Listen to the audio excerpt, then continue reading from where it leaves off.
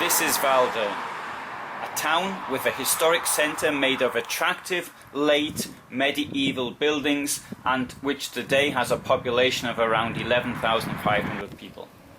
It is located in the upland region of Odenwald, in an area which is called Madonnenländchen because of the amount of shrines that can be seen along the roadside.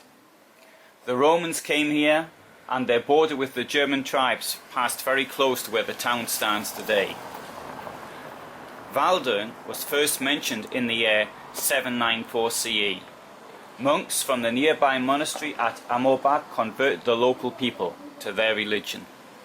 The name Dürn comes from the local lords, and in 1291 Dürn was first mentioned as a city. Dürn later came into the possession of the Archbishop of Mainz. An alleged blood miracle occurred in Walldürn in 1330, which led to pilgrimages which continue to this day, and which for many years was one of the main sources of income for the town. The huge basilica today reminds the traveller of this event. In 1448, a town hall was built, which is still in use today. It is one of the oldest town halls in Europe, which has continually been in use. We can also see today the meeting room, which was built when the town hall was originally erected. It is still in use. So it was built in 1448, and one thing we can see is how high it is. It's very high for a building of that time. So it must be nearly 2 meters 40, 50, yes, something like that. And it's large because you would expect that for a town hall, but yeah, it's a fantastic building. This wood is nearly 600 years old. Sorry, in this condition. Yeah. Wow. It's living wood. Yes, it's living. Yeah. It's amazing to see it. Wow. That's great. Thank you.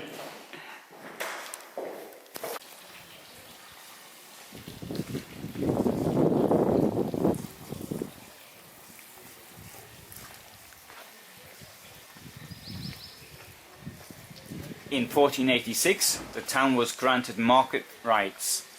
Following the collapse of the Holy Roman Empire during the Napoleonic Wars, Walldürn in 1803 was assigned to the Principality of Leiningen, and in 1807 to Baden. Riots occurred during the revolutionary period of 1848 to 1849, which were put down initially with troops being sent from the then state capital of Karlsruhe, and later by Prussians who secured the rule of the Grand Duke.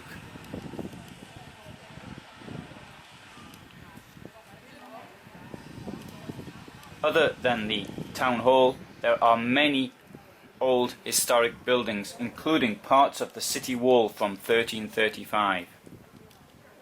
One can follow the Roman border along hiking trails marked initially by a reconstructed border fence, which has been reconstructed in part in the forest next to the largest nearby fort.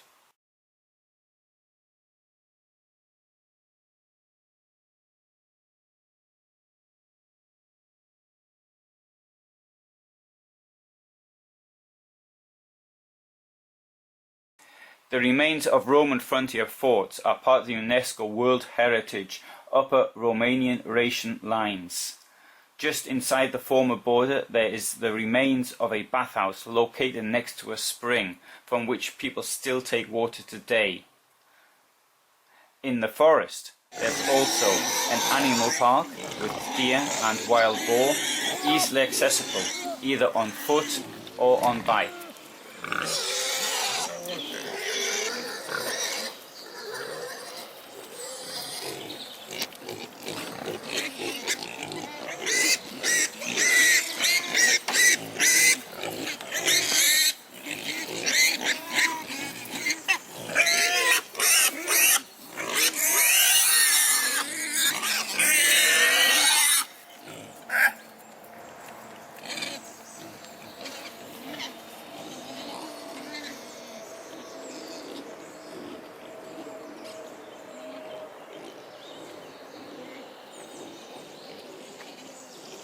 Another very interesting historical place to visit is the Outdoor Museum, showing how people once lived in the area, which is located some 10 kilometers from the town.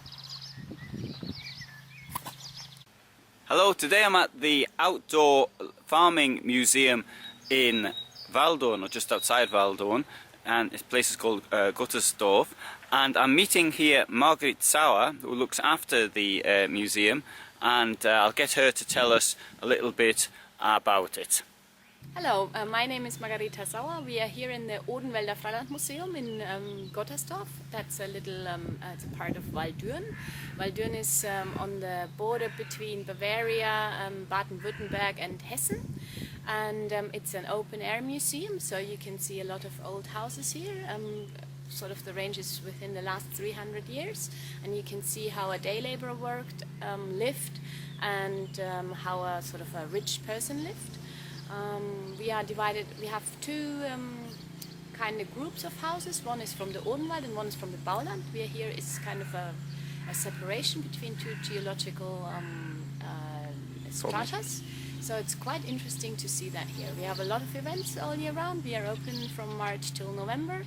And you can see living history actions here. We have Grünkernfest, that's sort of the regional grain that's produced here, and we serve food from that. We have a day for old-timers where cars and vehicles of all sorts and kinds come. So yeah, there's a lot going on, and you can check out our website if you like on www.freilandmuseum.com.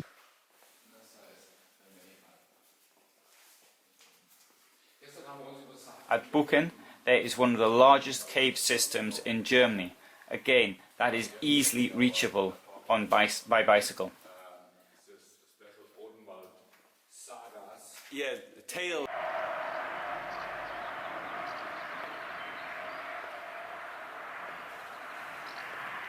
I stayed at the free motorhome Stellplatz, which is located next to the Goldschmidt plant, which also boasts a pleasant restaurant, Goldschmidt's, which specializes in steaks. Okay, here's me inside, and in this case I'm eating spelt, which is a local speciality, not on the menu, but it was done for me specially as I wanted to eat the product for which the region is best known. From this Stellplatz, I cycled into town, a journey of some 7 to 8 minutes. There's also a motorhome Stellplatz near the basilica, but that doesn't have electricity and doesn't have water. I like Walldürn very much. I spent around 3 weeks in total in 2018 in the town. That was in 2 goes, and it has a character. It has there's something about it. There's something about the motorhome part to it, but also there's lots of things which are interesting from a tourist point of view. Nearby, in September 2018, there was an attempt to have the world's largest, or longest I should say, motorhome parade, and unfortunately the attempt to beat the world record failed, but it was undoubtedly the world's largest ever meeting of motorhomes in one place. Another attempt will be made at the world record in September 2019. And if that doesn't work, perhaps we'll be trying another attempt in September 2020.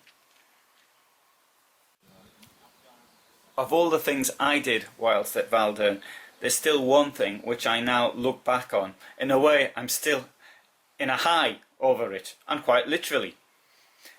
That was, I went up in a small aircraft and had a tour around the Odenwald, around Walldürn, seeing it from the air, which for me was absolutely incredible. We had, I think, perfect flying conditions, and it was absolutely marvellous. And I published the entire film of my flight, and a friend also filmed the aeroplane going up from the ground, which was interesting to see it from 2 points of view, and it was absolutely marvellous. And to me, I think even that was the high point, little joke there, of the tour. It really quite wonderful. Something which you can actually arrange at the local flying club, should you be interested.